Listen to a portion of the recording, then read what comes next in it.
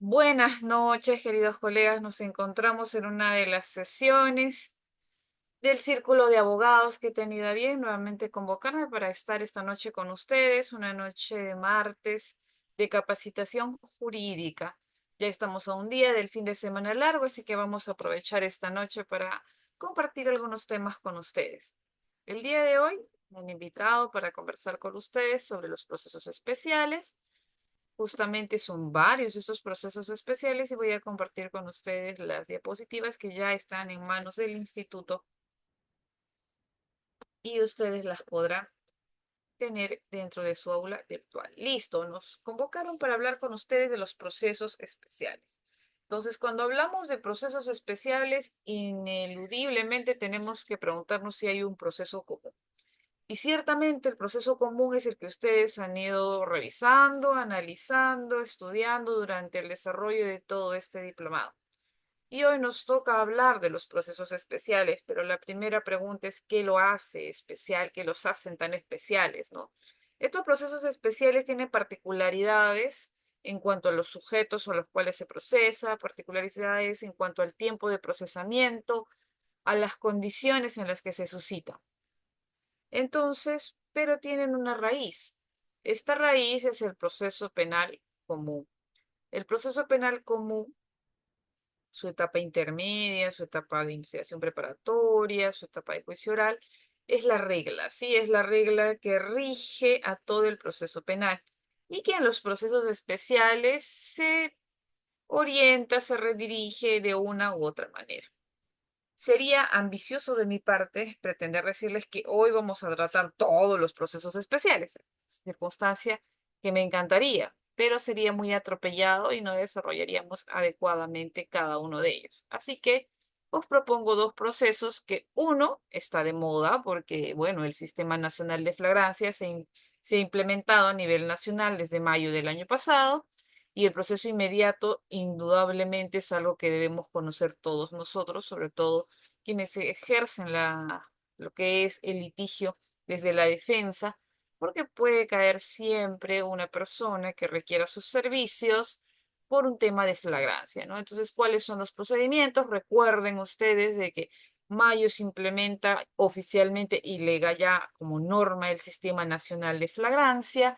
Se crean primero las unidades piloto, ya las unidades de flagrancia son parte de nuestra realidad procesal y luego en diciembre del año pasado, enero de este año, salieron dos protocolos, ¿sí? Entonces, dos protocolos que han pauteado cómo se debe seguir esos procedimientos. Entonces, eso tenemos que saberlo indudablemente porque es un tema de actualidad y vigencia. Y segundo, vamos a un tema coyuntural, que es el proceso por razón de la función pública. Y es que el proceso por razón de la función pública lo vamos a enfocar en los altos funcionarios, ya que estamos en época electoral, ¿no? Donde se procesan ministros, se procesan presidentes, se procesan congresistas, ¿sí? Entonces, ¿de qué trata este proceso? Creo que son los dos procesos que hoy debemos enfocarnos a abarcar porque ineludiblemente es algo que está en vigencia y debemos conocer. Listo, vamos primero. Primera situación que debemos tener presente, el proceso penal común, como les decía.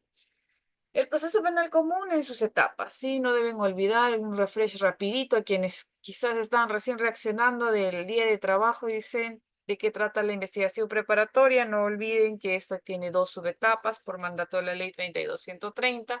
Hoy ya hablamos de una subetapa de investigación preliminar y una subetapa de investigación preparatoria formalizada. Entonces, la investigación preparatoria, como antes la conocíamos, antes decíamos no solo es la preparatoria o la preparatoria propiamente dicha, ¿no? Entonces, pero sin duda siempre había la dogmática que nos decía, oye, las diligencias preliminares también forman parte de la investigación preparatoria. Bueno, ya no más dogmática, ya no más jurisprudencia, hoy es ley. Ley 32130, la investigación preparatoria se divide en dos subetapas, investigación preliminar e investigación preparatoria formalizada. Ahí hubo un desliz ortográfico. Listo. Proceso penal también tiene su etapa intermedia, ¿no? Su etapa en la cual se va a hacer el control del requerimiento de sobreseimiento o de acusación. Y luego finalmente la de juzgamiento, donde vamos a hacer la actividad de la actuación probatoria y un juez va a determinar la responsabilidad penal de una persona. Entonces, esto debe estar clarísimo En cuanto a la preparatoria, está a cargo del fiscal, pero tiene un juez de garantías que está ahí vigilante de que no se exceda en el desborde del poder. En la etapa intermedia ya podemos hablar que está a cargo del JIP, que va a hacer estas audiencias de control. Ustedes ya en este punto saben que la etapa intermedia tiene un matiz escritural y un matiz oral. Y en esa línea, queridos colegas, desarrollamos primero un requerimiento, su absolución, y luego tenemos una audiencia, ¿no?, de control de sobreseimiento o control de acusación. Y el juzgamiento, pues, es la etapa estelar, se dice siempre, aunque muchos dicen la etapa estelar es la investigación, doctora, porque ahí nos demoramos años de años. Bueno, queridos colegas, yo ya me voy demorando en un juicio oral de corrupción cerca de un año, ¿no? Entonces, por la sobrecarga procesal hacemos como que 40 minutos cada 8 días hábiles. Entonces, los juzgamientos se han dilatado también y la determinación de la responsabilidad penal en muchos casos llega tarde, llega incluso de forma prescrita. Entonces, esa es la realidad de nuestro proceso penal común. ¿Qué cambia en los procesos especiales? Primero, que tienen una regulación aparte, están en el libro quinto del nuevo Código Procesal Penal. Tenemos el que les comentaba, el proceso inmediato, el proceso por razón de la función pública, que se divide en dos: procesamiento de altos funcionarios y de otros funcionarios. En los altos funcionarios vamos a ir al mandato del artículo 99 de la Constitución, y en el caso de otros funcionarios vamos a estar en el procesamiento de jueces y fiscales, procuradores y el superintendente de la SUNATCUEN, ellos que tienen un procesamiento especial. Luego tenemos el proceso de seguridad, que está referido a los inimputables, aquellas personas que tienen una condición, un retardo que haga imposible la atribución de un procesamiento ordinario, ¿no?, o común. No, por ejemplo, acá lo que va a ser no va a ser una condena, sino van a ser medidas de seguridad, ¿no? Las personas que tienen alguna alteración mental o otro que tienen ese tipo de proceso de seguridad. El proceso por ejercicio privado de la acción penal, ¿no? Pues tenemos aquellos como son las querellas, delitos contra el honor, que tienen una condición procesal distinta, ¿no? No hay una investigación, hay una sindicación, está el juez, hace su audiencia y es una actuación ad partem, ¿no? O sea, alguien lo solicita, hay un ofrecimiento probatorio de esta, de la otra contraparte, una absolución de la querella, y así ineludiblemente vamos llegando a el proceso por ejercicio privado de la acción penal. Ahora, queremos ver cuál es el desarrollo. Tenemos uno en audiencia, queridos colegas. Todos deben estar viendo, lo quieran o no, por la prensa, por YouTube, por fanaticada, por lo que quieran. Todos estamos visualizando lo que es la querella por difamación interpuesta por la doctora Delia Espinosa contra el señor Rospigliosi, ¿no? Y ahí podemos ver, por ejemplo, el desarrollo de la audiencia en este específico caso de ejercicio privado de la acción penal. El proceso de terminación anticipada, este que trata, recuerden ahora que la terminación anticipada, ya lo han debido ver en el proceso penal, se puede realizar dentro de la investigación preparatoria y la etapa intermedia, ¿no? Recuerden que antes no se podía, eso se ha ampliado. ¿Y de qué trata esto? Pues, ¿no? De que las partes, en este caso el Ministerio Público, y de este lado el protagonista en la terminación anticipada es el imputado, quien reconoce su responsabilidad respecto a los hechos atribuidos, y ese reconocimiento le va a dar acceso a este proceso de terminación anticipada, mediante el cual esencialmente lo que va a pasar es que el reconocimiento le va a traer un beneficio premial, que es la reducción de la condena, ¿no? Este es otro proceso también que se suscita.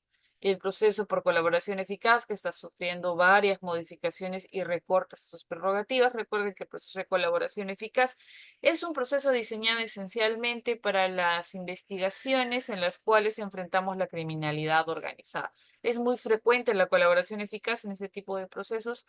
Sí, porque es un mecanismo incluso de lucha contra la criminalidad organizada, que garantiza, pues, ¿no?, que una persona que ha delinquido, que tiene conocimiento de esto, con fines de coadyuvar a la justicia, colabora brindando datos que desarticulan, por ejemplo, organizaciones criminales o nos ayuden a la revelación de actos de connotación delictiva. La característica del colaborador eficaz es que ha cometido un delito y reconoce, pero ese reconocimiento, para acceder a beneficios que pueden ir desde reducción de la condena, suspensión, hasta exención, que esto es que se le perdone sus delitos, tiene que contribuir al esclarecimiento de los hechos, tiene que brindar información útil, idónea y corroborable. Sí, pero esto no se olviden, y aquí también hay que distinguir, el proceso de colaboración eficaz tiene una etapa de postulación, de corroboración y de confirmatoria. Entonces, en este caso, muchas veces ustedes han escuchado seguramente las discusiones,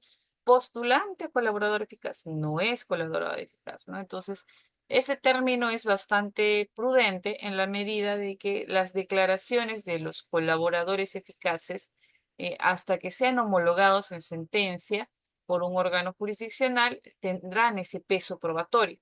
Pero antes de eso, ineludiblemente son declaraciones de postulantes a colaboración eficaz, porque puede ser, queridos colegas, no, uno espera que no realmente, pero puede ser que las declaraciones de los postulantes a colaboración eficaz no necesariamente lleguen a sentencias de corroboración. Y finalmente, el séptimo proceso, el proceso por faltas. El proceso por faltas que está afuera, ¿no? Recuerden que nosotros en nuestro Código Penal tenemos delitos y tenemos faltas, aquellos cuya lesividad no amerita un reproche penal al nivel de un delito, ¿no? Entonces, este tiene otro tipo de procesamiento. Esos son nuestros 7 procesos especiales, pero vamos a iniciar por los 2 primeros para fines de hoy. Yo sé que puede haber muchas dudas respecto a los otros procesos.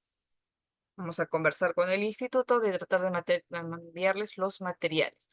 Pues como podrán advertir el día de hoy, cada uno de estos procesos involucra un desarrollo importante y trascendental que cada uno de ustedes debe conocer. Pero como ustedes ya me conocen, ya hemos tenido tres sesiones con ustedes, yo no arranco sobre la base de el entendimiento absoluto. Yo necesito saber qué tanto entendemos de algunas instituciones procesales para poder o explicarlas o darlas por hecho. Así que, por favor, colegas, no me usen la captura de pantalla y lo metan al chat GPT. Por favor, con toda honestidad y sin miedo a equivocarse, respondan estas preguntas en el chat. ¿Sí? Caso número 1. Atraco en la bodega. Voy a activar el chat. Ya me están dando respuestas. Aquí preguntitas están aquí. Listo. A partir de este momento, ya está, la ve todos, ya, vamos a leerla, chicos, vamos a leerla. Un policía ingresa a comprar una bebida y observa justo el momento en que un sujeto encañona al cajero y le quita el dinero. El policía lo reduce y lo esposa en el acto. ¿Bajo qué supuesto de flagrancia se realiza la detención? Flagrancia presunta, flagrancia propia o estricta. No es flagrancia porque necesita orden judicial. Eso ya, esta es la flagrancia más fácil. En flagrante y delito, es más, es parte de frases cotidianas, ¿no? Y en el proceso inmediato, queridos colegas, entender la flagrancia es básico, ¿sí? Entonces, vamos a explicar un poco el tema de la flagrancia estricta.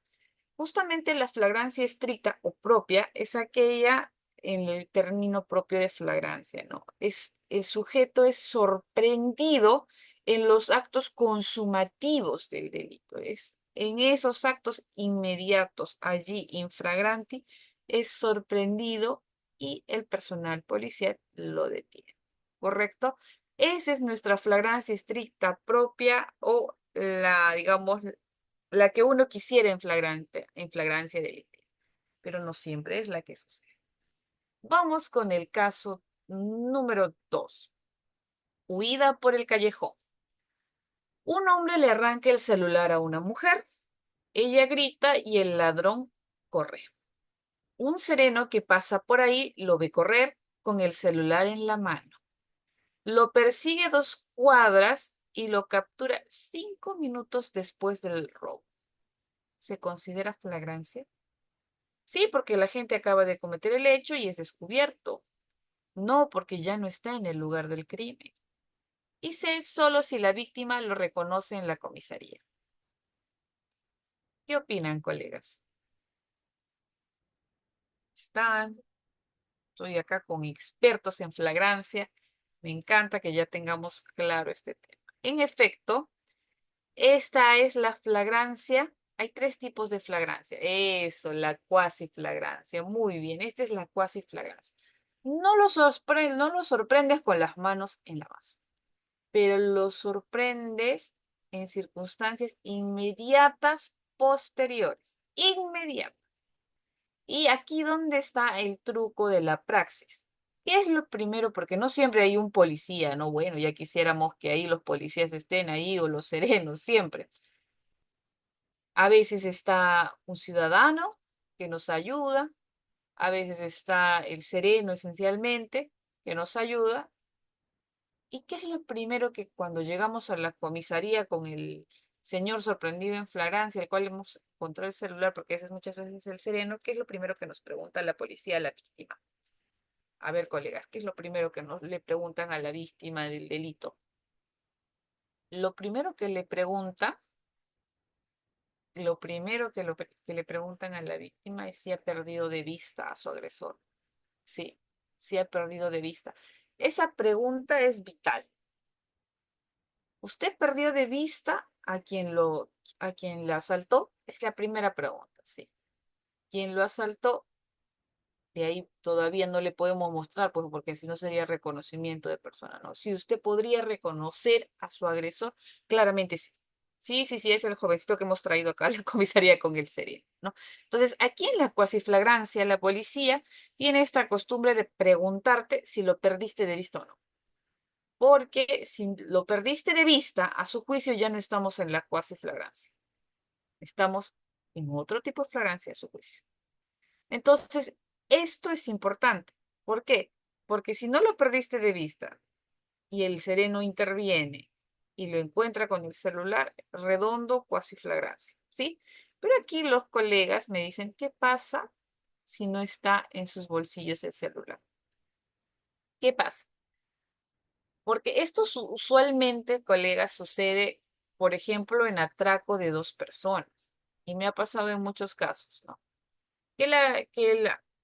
Bueno, el serenazgo interviene, pero solo llega a intervenir a una de las personas y la otra se fuga. Y cuando se entrega a la policía y se hace el registro personal, no hay celular. Pero la víctima lo reconoce y lo sindica, ¿no? Así es, lo sindica. Y ahí, ¿qué debo hacer? Ya usted lo reconoce en la declaración. No, cuidado, mucho cuidado, porque a veces lo he visto, ¿no? Recuerden que la diligencia de reconocimiento es autónoma de la declaración. En la declaración, a lo mucho que preguntarás es si puede reconocer a la persona que lo agredió. A lo mucho. Y si te dice sí, redondo, vamos a reconocimiento y recuerden que el reconocimiento tiene su protocolo. ¿Qué es? ¿No? No es que le vas a poner a la persona, es él, no vas a tenerle que poner personas de similar contextura, personas que de apariencia puedan generar alguna confusión, ¿no? Entonces, ¿para qué? Para garantizar el hecho de que no haya algún tema de sesgo en las indicaciones. Entonces, mucho cuidado en las declaraciones, porque sí he visto declaraciones en las que usted lo reconoce, el señor que ha traído detenido. Ahí ya claramente desnaturalizamos la diligencia. Así que mucho cuidado, ¿no? La primera pregunta que te van a hacer cuando llegues a la comisaría con el sereno y con el detenido en flagrancia, en este caso con el arresto ciudadano que ha hecho el serenazgo, es si lo has perdido de vista. Porque si lo has perdido de vista, vamos a estar en otro supuesto que muchas veces es a juicio de la policía el que se da. Sospechoso con manchas, ¿sí? Se comete un homicidio con arma blanca a las 2 de la mañana. A las 11 de la mañana del mismo día, la policía interviene a un hombre que camina nervioso cerca de la escena del delito. Al revisarlo, al revisarlo, encuentran que su camisa tiene manchas de sangre y porta un cuchillo cuya descripción coincide con el arma del crimen. ¿Qué inciso justifica esta detención? Aquí ya les puse los incisos. 1, flagrancia estricta. 3, identificación inmediata, que es el supuesto anterior. Y C, inciso 4, encontrado con señales o instrumentos del delito dentro de las 24 horas. Ese es el supuesto, ¿no? Que es la flagrancia. A ver, colegas, ¿qué tipo de flagrancia es? Tenemos la estricta, la cuasi flagrancia y la flagrancia presunta, en efecto, Guillermo, la flagrancia presunta. Estos tres tipos de flagrancia se presentan en los exámenes de acceso al Ministerio Público, en los exámenes de la Junta Nacional de Justicia, así que los tenemos que tener clarísimos quienes estemos pretendiendo postular a estas entidades a través de estos concursos. ¿Por qué es una flagrancia presunta? Porque en este caso hay una habilitación normativa que dentro de un rango de 24 horas de cometido e identificado en la comisión del acto delictivo, se le otorga la posibilidad a la Policía Nacional de poder realizar detenciones, ¿sí? Detenciones a través de identificación o denuncias y demás. Ahora esto es más frecuente, ¿no? Porque en aquellos tiempos, ¿dónde estará pues el celular, ¿no? Pero ahora los celulares tienen rastreos, pero también la delincuencia tiene bloqueadores, ¿no? Pero en algunos casos sí funciona. Donde dicen, acá está mi celular, yo le he hecho el seguimiento mediante el aplicativo que tengo yo aquí y está en tal lugar. Vamos al tal lugar, interviene la policía y lo encontramos, ¿no? Entonces, o ahora con el tema de los vehículos, ¿no? Justo que acabo de adquirir uno de rastreamiento satelital, ¿no? Que me ofrecen rastrear mi vehículo en caso de pérdida o robo. Por ejemplo, si eso sucediera, me roban mi vehículo, yo tengo mi GPS que acabo de comprar por seguridad, voy a la comisaría, llamo a mi servicio y le digo, señor, mi carro se reporta en este lugar, vamos. Iremos con la policía, encontramos el vehículo, detienen a las personas y será una flagrancia presunta, porque no ha sido inmediata, yo ya los perdí de vista, ¿no? Entonces ha salido. Incluso, queridos colegas, en este último hecho, ni siquiera los he visto seguramente, ¿no? Simplemente mi vehículo ya no está, ¿no? Entonces, pero ¿qué me está mandando? Que el vehículo está sustraído, está en determinado lugar. Esto está sucediendo, esto último está sucediendo con más frecuencia porque ya al menos los aparatos electrónicos o los bienes muebles son susceptibles de poder ubicarlos, ¿no? Pero justamente, y les hablaba de los bloqueadores porque la empresa que me provee el servicio me dijo, doctora, ahora ya está bloqueadores de estos servicios. Listo. Flagrancia estricta, flagrancia presunta, cuasi flagrancia. Sí, podemos ingresar al domicilio no yo solita, como fiscal no. La Policía Nacional del Perú puede realizar, porque recuerden que la policía en actos de flagrancia delictiva incluso puede entrar a una vivienda. No sé si ustedes hayan revisado esta jurisprudencia donde detienen a una persona por consumo de drogas. La detuvieron, a ver, no sé si, a ver, vamos a ponerlo porque no sé si todos conocemos las avenidas de Lima. A ver, la detienen a 3 cuadras. Y el policía, de repente, los policías dicen, ¿no? A este lo hemos visto salir de ese domicilio. Van al domicilio, patean la puerta y efectivamente adentro había un centro de acopio de droga. Entonces, cuando se va avanzando en esa investigación, y ahí está el pronunciamiento, la duda es, ¿fue un allanamiento ilegal o fue un allanamiento legal? ¿Ilegal o legal? Esa era la pregunta, ¿no? Porque ¿de dónde es o cómo se sostiene que lo vieron salir de ese domicilio? Si al señor lo han detenido a 3 cuadras. Entonces, el pronunciamiento, en este caso uno esperaría, pero la policía dice, pero el sospechoso dice, no, yo no conozco ese domicilio. Yo no sé, no, nunca he ido ahí. Cámaras y demás, el señor ni por esa calle vino. Y fue ilegal. En efecto, queridos colegas, pues hay que tener mucho cuidado. Cuando la policía llena, por ejemplo, el tema del GPS y la ubicación en el lugar, hay una alta, y estamos dentro de las 24 horas, una alta posibilidad de que el bien esté allí y el GPS me está mandando a ese lugar. Y así se ha recuperado varios vehículos y se ha recuperado varios bienes. Allí ya tenemos un justificativo razonable, ¿no? Razonable, ¿no? Porque a veces la policía, como dijeron en ese caso, lo intervinieron al señor, le sembraron la droga para justificar el allanamiento ilegal a este domicilio de acopio de droga. Y al final había acopio de droga, sí, había ahí droga, ¿no? Pero la duda era si era legal o ilegal. Así que ciertamente, y seguro lo han hecho ustedes en su curso de la etapa de investigación preparatoria, en la etapa de búsqueda de pruebas, un tema que yo siempre toco en la búsqueda de pruebas. O sea, la búsqueda de pruebas en los actos de investigación no podemos, por el ímpetu de la juventud, del afán de justicia, etcétera, atropellar derechos. La búsqueda de pruebas tiene un límite natural y el límite natural son los derechos fundamentales de cada una de las personas que conforman nuestra sociedad. Entonces, por investigar el delito no podemos ir y atropellar los derechos de todos. La restricción de derechos fundamentales en el proceso penal es posible, claramente sí, pero solo con autorizaciones judiciales. Y en algunos casos, cuando hay flagrancia delictiva, cuando hay evidencia, como por ejemplo tú pides allanar una casa y entras a la casa, pero tú dijiste acá yo voy a incautar y pedí autorización para incautar todos los bienes de naturaleza implícita, no de naturaleza implícita delictiva de mi hecho, que puede ser corrupción de funcionario, ya. Pero cuando entro a la casa del alcalde de no sé dónde y para allanar y buscar los celulares y las laptops, voy encontrando también droga. Yo la dejo y digo, no, ¿sabe qué? Yo acá mi orden judicial es solo por el tema de corrupción y el tema de la droga yo no me meto porque para eso no tengo orden judicial. Sería absurdo eso, sería absurdo, ¿no? Porque hay evidentemente la develación de otro acto delictivo. Entonces la policía puede llevarse todos esos bienes y después noticiaremos al fiscal competente, que es el fiscal de tráfico ilícito de drogas, y se pedirá en ese caso la confirmatoria de incautación, ¿sí?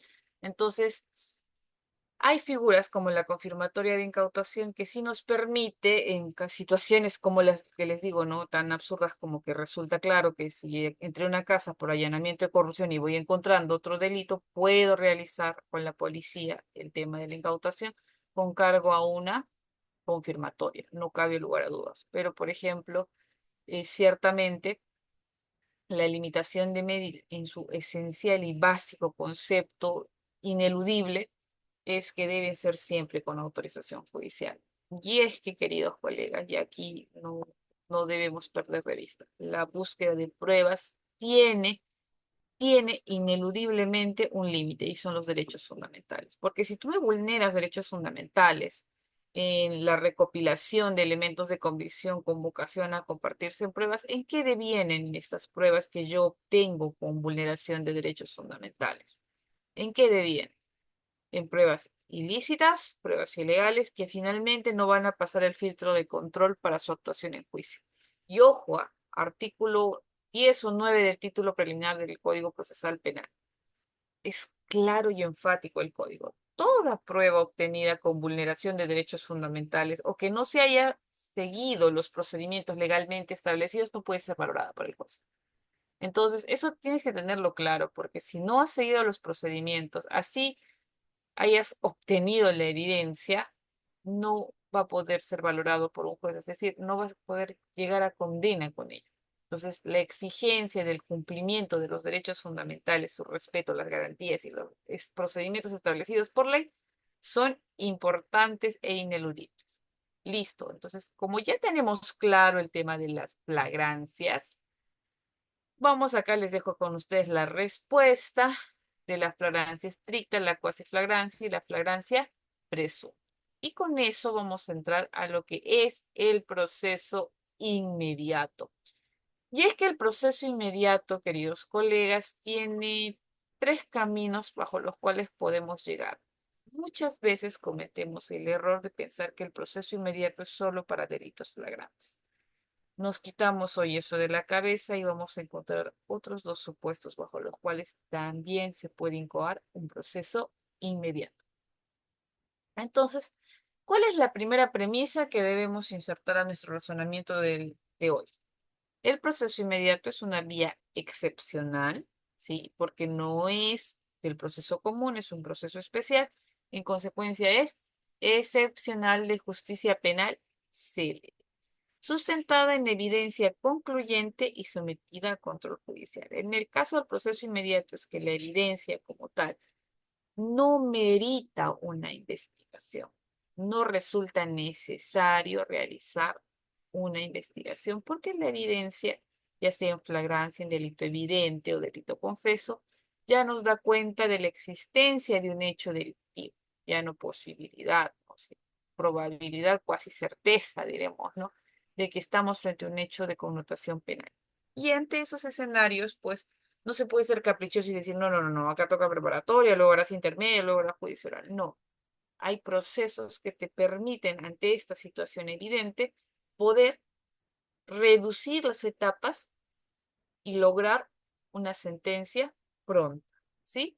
No solo para quien persigue el delito, sino también para quien ha cometido el delito, poderse someter a un procesamiento célere para poder tener un resultado rápido. Porque no crean, colegas, el estar procesado muchos años también pasa factura a la vida de las personas. Entonces, el proceso inmediato es un proceso que siempre fue visto con ojos golosos, vamos a decirlo así, por parte del legislador. A ver, aquí nos va a permitir. Sí, ya. Tal es así, queridos colegas, que su evolución normativa es bastante particular. Ya tenemos un punto de partida que es una configuración original del proceso inmediato. En su configuración original se decía que es una vía excepcional, aplicable cuando la investigación resulta innecesaria o mínima. El artículo 446 es donde se regula el proceso inmediato y nos decía una circunstancia particular. El fiscal podrá, y nótese aquí, podrá solicitar vía proceso inmediato. Acá había una facultad. Sí, era una facultad. Cuando inicia el Código Procesal Penal, el proceso inmediato es una facultad. Es decir, el fiscal decide si voy por el proceso penal común o voy por el proceso inmediato. Y le establecía las circunstancias que hoy, sí, hasta hoy sigue, ¿no? Por ejemplo, la flagrancia, la confesión y la evidencia derivada de las diligencias preliminares, ¿no? Entonces, y lo que el acuerdo plenario dice delito flagrante, delito confeso y delito evidente. Entonces, bajo esos tres supuestos decía que el fiscal podrá. Sí, era una facultad. Posteriormente, en el 2015, estamos hablando, 2004 se promulga el código, 2006 entré en vigencia en Huaura. Estamos hablando cerca de 9 años después de la aplicación del código. Se produce un cambio, ¿no? Pasamos de facultad a deber. Y esto fue, pues, no sé si, no me acuerdo el nombre de esta señora que agredió al policía y terminó con una terminación anticipada con una pena efectiva, la señora Buscaglia. A ver si ustedes tienen mejor memoria que yo, acá lo ponen en la caja de comentarios. Porque esta señora agrede a un policía, ¿no? Y al final le someten, como fue en flagrancia, todo la detuvieron a un proceso inmediato y como no hubo opción a valoraciones, se dice, ella termina aceptando una terminación anticipada que le paga una condena, ¿no? Y su caso fue un caso bandera, ¿no?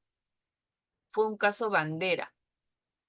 En el caso bandera, ¿por qué le digo bandera? Porque fue el caballito de batalla para decir que el proceso inmediato como deber realmente mutilaba la posibilidad de un análisis del fiscal, ¿no? De un análisis del fiscal. Entonces, allí esto de facultad a deber tuvo su giro, ¿sí? Tuvo sus circunstancias, pero luego, no, luego acá sin duda el legislador quiso, vamos a reforzar la política de celeridad penal, si ya estás ante flagrancia, confesión, evidencia, tienes que ir a proceso inmediato. Y esto era un poco complicado, ¿saben? Porque digan, pero doctora, si está delito flagrante y todo lo demás, ¿qué más necesita la fiscalía? Sí, colegas, pero es que en algunos casos el delito flagrante requiere comprobaciones mínimas. ¿Cómo comprobar algo en una flagrancia? Es que algunos delitos sí lo requieren. Por ejemplo, conducción en estado de ebriedad. Sí, cuando se le hace en el acto el dosaje etílico, esta es una muestra que hace ya la policía, esta después es sometida a un control, ¿no? Ya esto se le toma la sangre para ver cuántos gramos de alcohol tiene en la sangre y poder determinar, ¿no? ¿En qué me encuentro? Y en este caso, queridos colegas, ya quisiéramos que todos los distritos fiscales tengan la capacidad operativa para poder sacar en el día, pues, los resultados de los exámenes de sangre. Colegas, ya ni siquiera en Lima salen los resultados en el día. Hay distritos fiscales en los cuales su muestra la tienen que mandar a la capital. La capital del departamento a veces no tiene los insumos y la manda a Lima. Y así demora y demora y demora, ¿no? Entonces sí, a veces la prueba de sangre inaprovechable porque no se hizo, ¿no? Entonces, la realidad procesal, no sé si, pero como solo con el dosaje etílico, y la defensa es bien cautiva en estos casos, ¿no? El dosaje etílico ya en varias jurisprudencias han dicho que solo este no es suficiente. Entonces, la prueba de sangre es la determinante. Entonces, en estos casos el deber ya quedaba pues fuera de la realidad. Entonces, también aquí en la modificación del 2015 se dice, porque ya era un problema frecuente la omisión de asistencia familiar, y dice, toda omisión de asistencia familiar se va inmediato. ¿Qué tienes que acreditar aquí si el juez ya hizo sus procesamientos y todo lo demás, y hizo su liquidación? ¿Qué tienes que acreditar aquí? Entonces, todos los omisos estaban ya proceso inmediato y terminamos terminación anticipada, terminación anticipada. ¿No? Entonces, sí tiene sus ventajas. Ineludiblemente, el proceso inmediato ayuda mucho a poder descargar y poder avanzar los casos fáciles, los casos rápidos, pero también tiene sus particularidades. Entonces, la lectura evolutiva es que dejó de ser desde el 2015 una opción, se convirtió en un deber, es una política criminal activa. Doctoras, actualmente sigue. Si tú tienes un caso de delito flagrante o delito confeso, póngase que el señor agarre y digo, quiero cogerme la confesión sincera en preliminar, ya es confeso, ¿qué más vas a investigar ahí? Entonces, ante esos casos, sí hay una obligatoriedad, pero en el caso de delito evidente, ya ahí todavía yo creo que hay un criterio fiscal, ¿no? De qué es lo que consideras como delito evidente, ¿no? Entonces, en flagrancia y confesión ya todos terminábamos en proceso inmediato, pero y teníamos estas dificultades técnicas. Entonces, este cambio de facultad a deber trajo sus consecuencias. Uno de estos, esta señora que la condenaron 8 años de pena privativa de libertad, me parece, si no me equivoco, por haber agredido a un policía. Claro que su caso fue como el señor Villar, ¿no? Que el día de hoy le han confirmado el tema de la prisión, que fue mediático. O sea, se instrumentalizó seres humanos para dar un mensaje político criminal grande a la sociedad. Eso pasó en esos dos casos. Entonces, después de esto, se consolida, ¿no? Introduce una audiencia de incubación, también se modifica, ¿no? Dicen, vamos a redefinir el procedimiento, ¿no? Vamos a hacer una audiencia de incubación. Esto es que el juez controle, ¿no? Porque si vas a decir ya hizo flagrancia y que el juez controle si realmente estamos en flagrancia o no, si realmente la confesión está dentro de los estándares normativos establecidos. Y le fijan plazos estrictos, ¿no? 48 horas, 72 horas, y se concentran todas las decisiones en una sola audiencia. Tu proceso inmediato de incubación, ya, ahí tienes que decidir.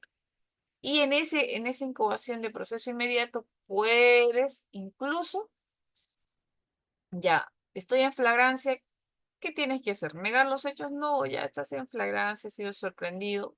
Tenta un mecanismo de solución alternativa que es tu terminación anticipada dependiendo del delito. No puede ser un principio de oportunidad, un acuerdo reparatorio, una terminación anticipada de acuerdo a cada delito. Entonces, ya lo ven al proceso inmediato con un proceso concentrado, ¿no? De respuesta inmediata a la criminalidad, al menos del delito violento. Al menos del delito violento resultaba claro que iba a haber un resultado.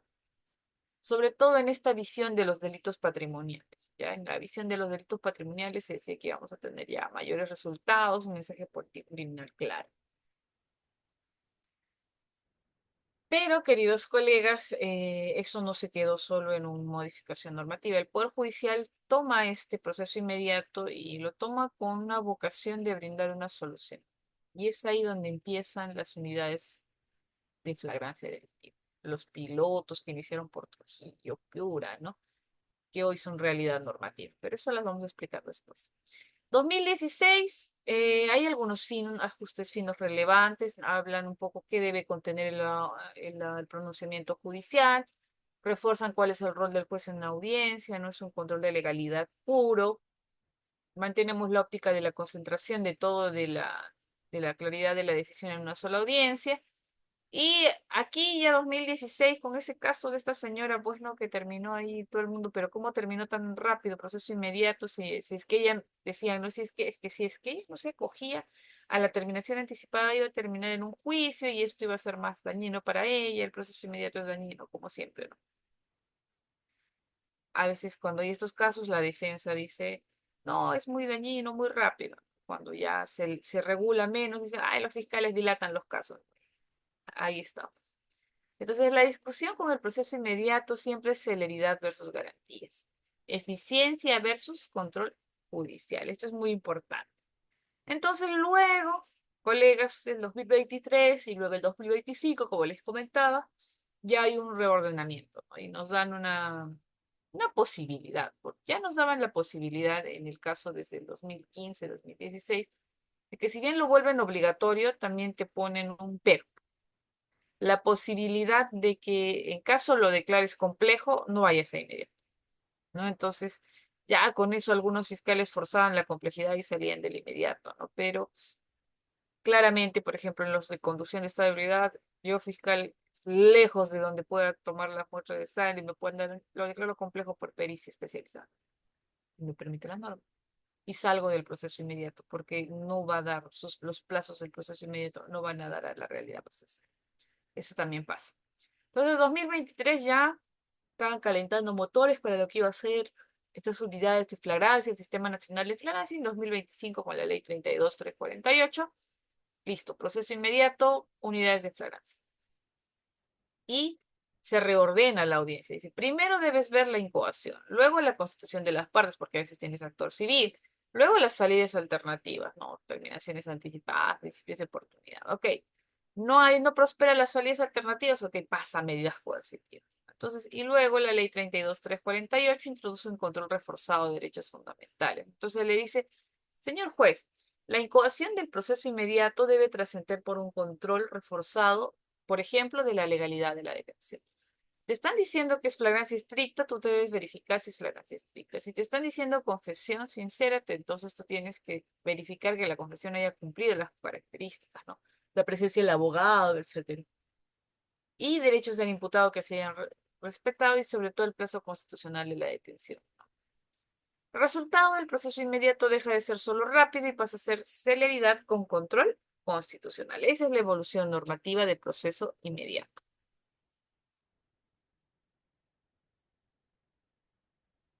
Listo. ¿Cuál es su naturaleza y estándares de aplicación? Aquí, colegas, yo sé que está antiguito, pero es el único que existe como acuerdo plenario. Luego de esto vamos a tener varias casaciones. Pero es el acuerdo plenario 6/2010 el que nos pone con mayor claridad el proceso inmediato, ¿no? Porque nos hace una distinción entre la acusación directa y el proceso inmediato. A ver, que se lancen los colegas para aclarar este tema. ¿Cuál es la diferencia entre la acusación directa y el proceso inmediato? Y allí en el proceso inmediato es cuando desarrolla esto del delito flagrante, delito evidente y el delito confeso. Entonces, naturaleza y estándares de aplicación. El proceso inmediato es un proceso penal especial, distinto del proceso común, orientado a simplificar y acelerar la respuesta penal cuando se requieren mayores actos de investigación. No se requiere más, aquí ya está en flagrante delito esto, no hay más que hacer. Procésalo rápido, proceso inmediato. Su procedencia está condicionada siempre a la evidencia delictiva clara. Así sea flagrante, sea delito evidente, tiene que estar claro el tema, ¿no? Derivada de la flagrancia, la confesión del imputado, la evidencia es suficiente. Insisto, la evidencia suficiente siempre va a ser subjetiva. El fiscal va a ser quien valore si realmente tiene la suficiencia en el resultado de su preliminar. ¿Qué pasa en el proceso inmediato? No hay etapa intermedia. Y con esto les voy dando una pista de cuál es la diferencia entre la acusación directa y el proceso inmediato. En el proceso inmediato no hay etapa intermedia. No hay un control de acusación, traslado de la acusación, o admisión probatoria.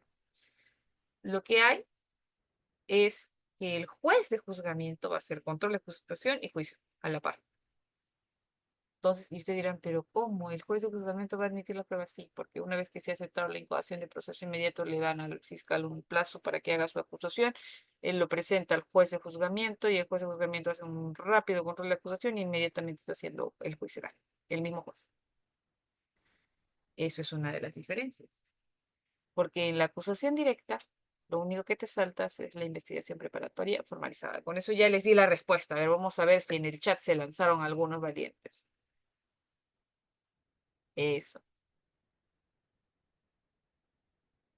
Sí, querido colega, ni tan célere me dices decir 8 meses, qué rápido hablamos. Sí, pues hay sistemas dentro de los cuales ya hay casos en los cuales sí está demorando, ¿ah? Porque como un proceso común, ¿no? Pero y es en este caso de alimentos todavía, qué bárbaro lo que cuenta, colega. Listo, Buscaglia, ya, esta es la señora Buscaglia, ¿ves? No perdía de vista a la señora Buscaglia que todo el mundo la victimizó después y creo que obtuvo un indulto presidencial, si no me equivoco. Ya, en la acusación directa todavía hay etapa intermedia. Todavía interviene el juzgado de investigación preparatoria y le hace control de acusación, pruebas, traslado, todo. Lo único que te saltas es la preparatoria. En el proceso inmediato te saltas la preparatoria y la intermedia, porque tu juez de juzgamiento va a ser así, tu acusación, tu juicio, todo, rapidísimo, rapidísimo. Así que la defensa debe estar atenta allí. Al no existir etapa intermedia, el control judicial se intensifica y la audiencia de incoación verificándose el cumplimiento estricto de los presupuestos legales. Ojo, este es el lema en el proceso inmediato para todos los que incoamos proceso inmediato. La celeridad no puede excluir el respeto al derecho de defensa. No puede. Tú porque ya es flagrante, ya no hay nada que hacer, no puedes dejarlo en indefensión. Tienes que garantizar el derecho de defensa. Y el derecho de defensa está en la contradicción, el control de suficiencia probada. Tiene que estar presente. Y no se olviden que en caso de no concurrir los supuestos taxativos, puede rechazar la incoación y ¿qué pasa? Se archiva la causa. No, colega, se reconduce al proceso común y podrá formalizar su preparatoria, pues en todo caso. Entonces, el proceso inmediato no ha evolucionado solo para ser más rápido, sino para ser más controlado, ¿sí? Más uniforme y más compatible con el debido proceso. Y aquí ustedes me tienen que conocer el protocolo, pero este protocolo tiene algunas cosas que se han equivocado, creo yo. Pero este protocolo de actuación interinstitucional en el proceso inmediato nos es útil. Descárguenlo.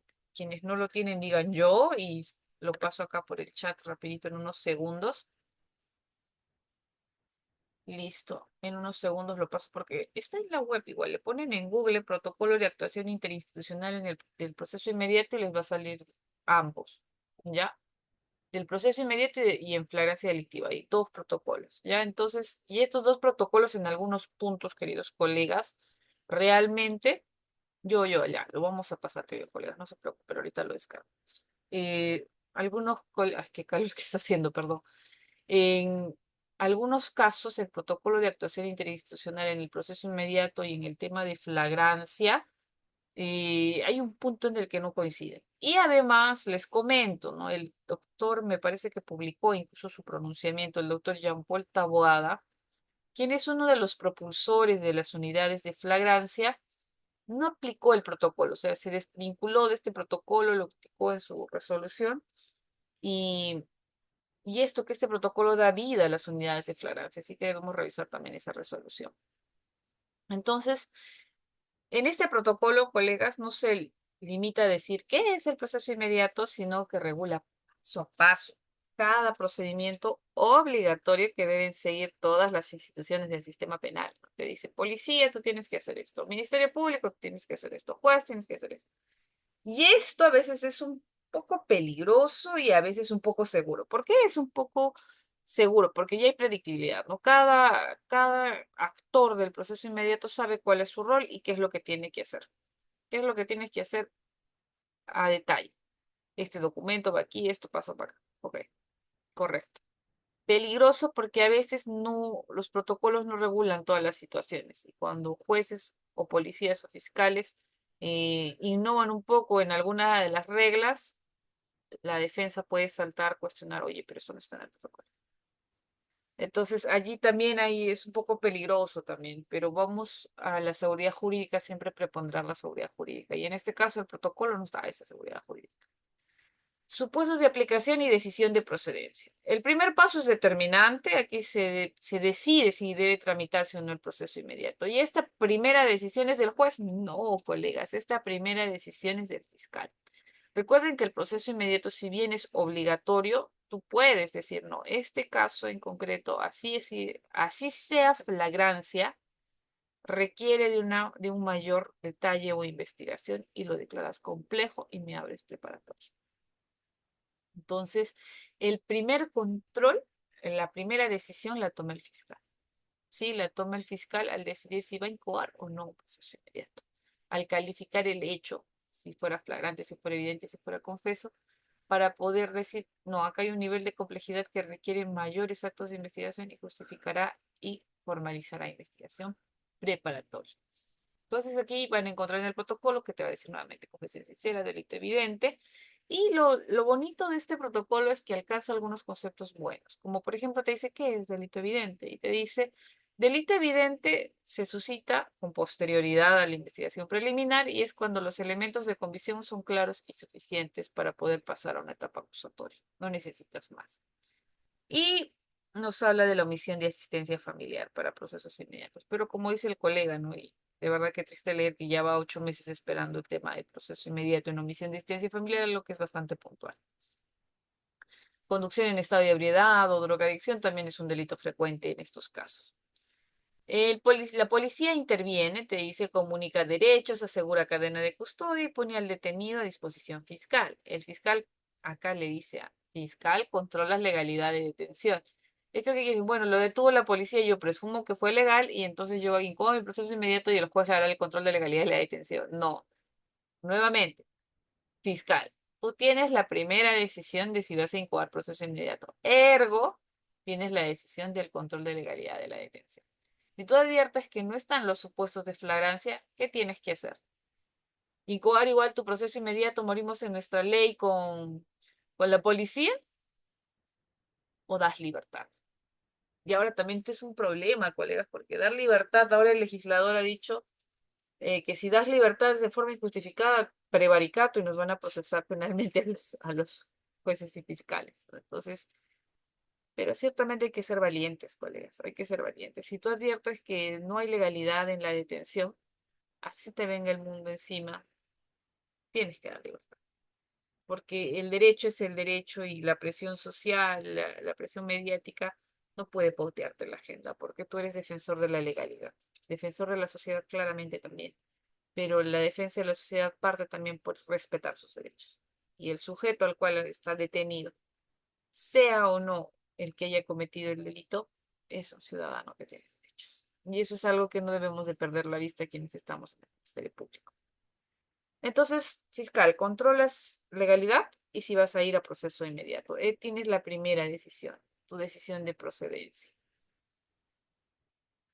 Paso 2, me incoas el proceso inmediato que pasé, borró acá mi foto ya, la foto del juez o el fiscal, seguro. Eh, Cuando ya incoas, haces un requerimiento. Incluso, queridos colegas, el protocolo te dice en qué orden debe decir tu requerimiento. Como te dice que el juez debe resolver primero la incoación, luego la constitución de las partes, luego las salidas alternativas, entonces ya tienes el orden de tu requerimiento de proceso inmediato. Entonces, si el fiscal determinó que hay existencia de evidencia delictiva, el caso es simple, no complejo, no se olviden, porque si lo declara complejo, eso ya no va inmediato. Si declaras complejo, no va inmediato. Formula su requerimiento de incoación de proceso inmediato y debe contener, te dice el protocolo, identificación del imputado, supuestos de procedencia, fundamentos fácticos y jurídicos, elementos de convicción y otros requisitos adicionales. Lo bonito de este caso, de este protocolo, colegas, es que en el caso de omisión de asistencia familiar ha hecho hasta la lista de documentos que deben estar para la incoación del proceso inmediato. Eh, Veo que dicen yo bastante. A ver, lo vamos a abrir un ratito. Ya está la tarea. La tarea ingresó tarde. Ok, ya. Vamos a dar, denme 5 segunditos para descargar este protocolo. De paso les enseño cómo descargarlo. A ver.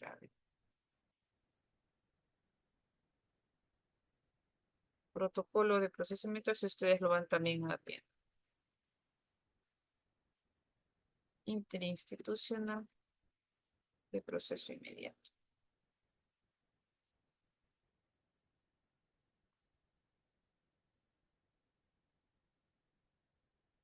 Ya, que no me mate el instituto porque solo he encontrado rápido este. A ver, sí es. Listo, a ver, se los estoy enviando, colegas, me confirman si ya está en el chat, porque ya lo estoy cargando.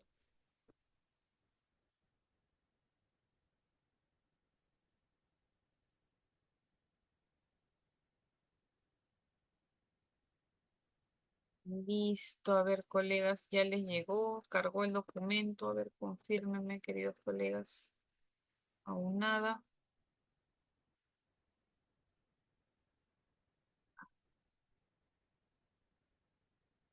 todavía, qué raro.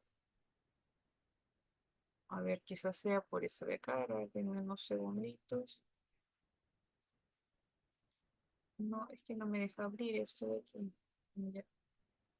Bueno, creo que no tengo los. Les voy a dejar la página donde está para descargar. Esto lo vamos a proyectar.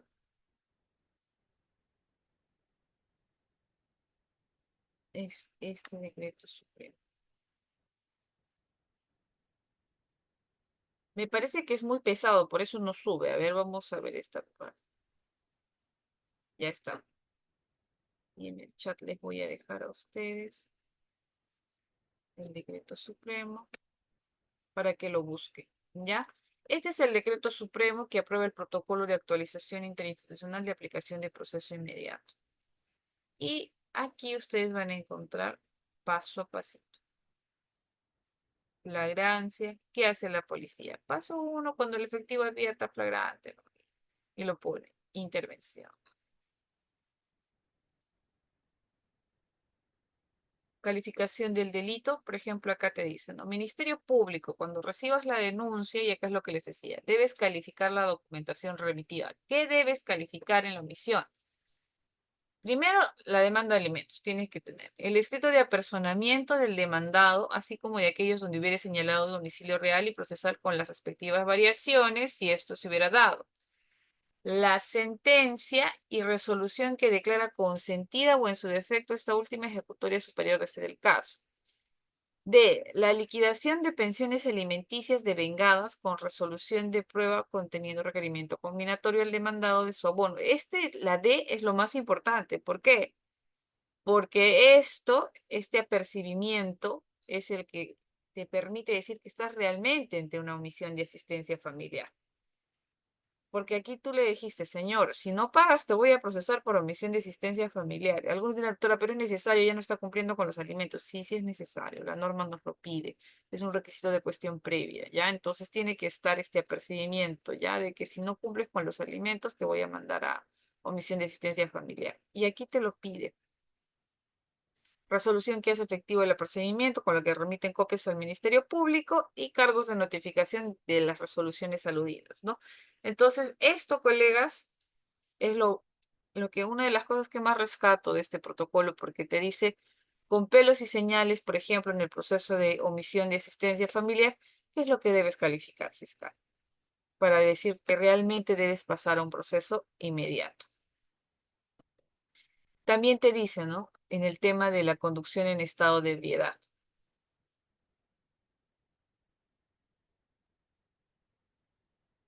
Y pasamos a la incoación del proceso inmediato.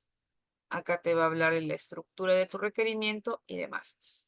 Les he puesto el decreto supremo para que ustedes puedan buscarlo en Google porque me parece que es muy pesado y no lo puedo subir al chat, no me permite. Así que con ese número de decreto supremo ustedes ya pueden buscarlo. Entonces vamos al paso 3, resumiendo, ¿no? Porque no me voy a poner a leer hoy todo el protocolo. Eh, Le dice al juez que dentro de las 48 horas de recibir el requerimiento tienes que llamar a audiencia. Y en esta audiencia tienes que, uno, controlar legalidad, verificar si se ha respetado el derecho de defensa y declarar si procede o no el proceso inmediato. Este es el primer paso. ¿Procede o no la incoación después del control de la legalidad? Correcto. Luego, tienes que resolver pedidos adicionales, ¿no? Por ejemplo, puede ser que te hayan pedido una comparecencia, una prisión, una constitución en actor civil o una terminación anticipada. Entonces, en esos casos, vas en ese orden. Primero medida coercitiva, luego el actor civil y luego la terminación anticipada. Si declara procedente, esto es que no hay una interminación anticipada, entonces vas a emitir tu auto de incoación de proceso inmediato.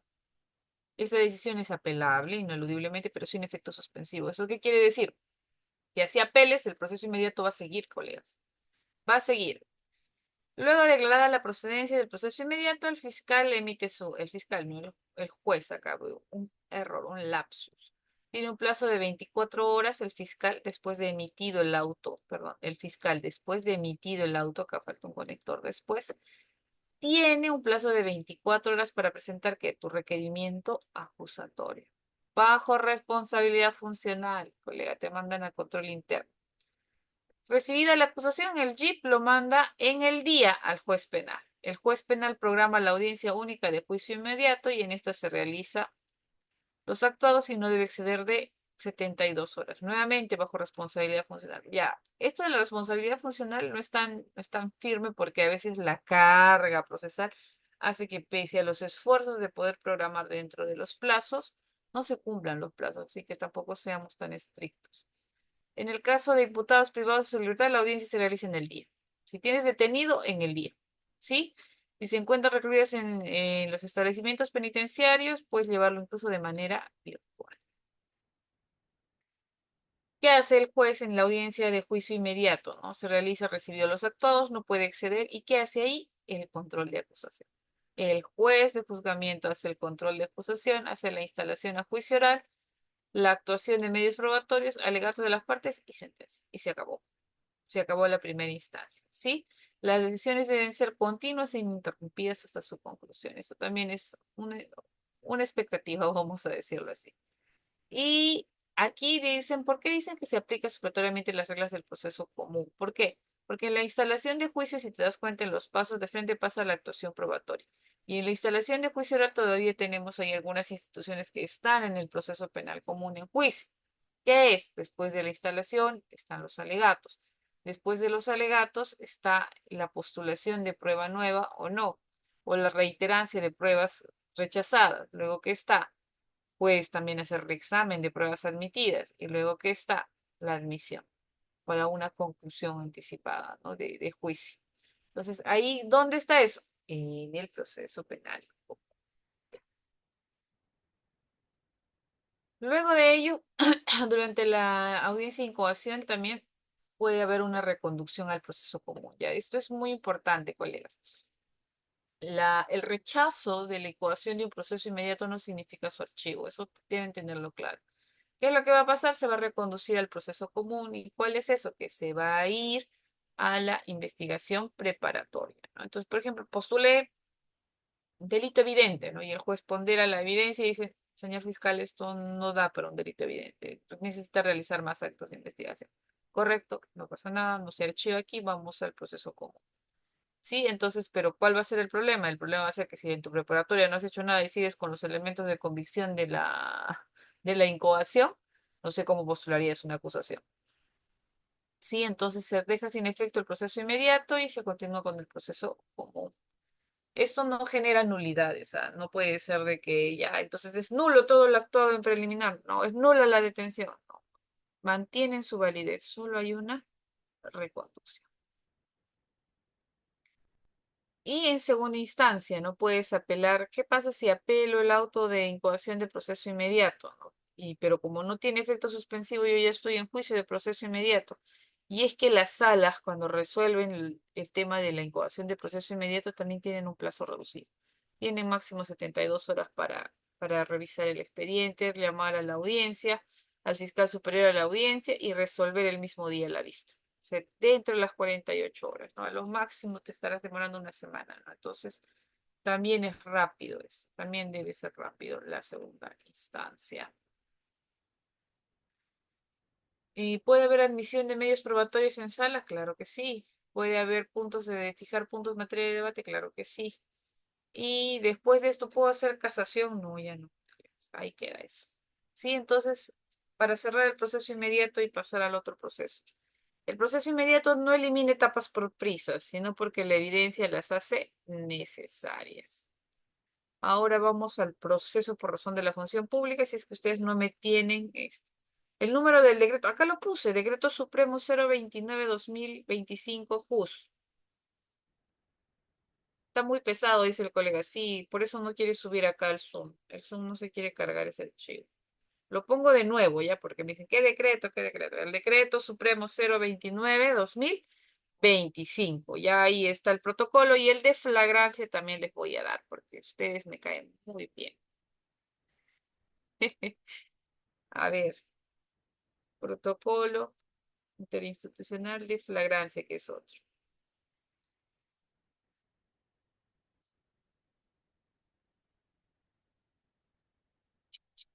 A ver, rapidito nomás. El Decreto Supremo 026-2025. Esto es de actuación interinstitucional de las unidades de flagrancia.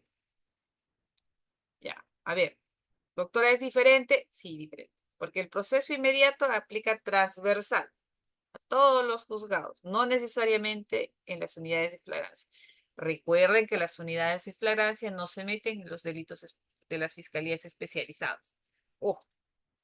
Entonces, allí yo puedo hacer mi proceso inmediato con mi JIP, que no está en la unidad de flagrancia. Es por eso que cuando ustedes estén ante un delito flagrante y les digan, está en la unidad de flagrancia, van y se meten al protocolo interinstitucional de las unidades de flagrancia, que es el Decreto Supremo 026-2025.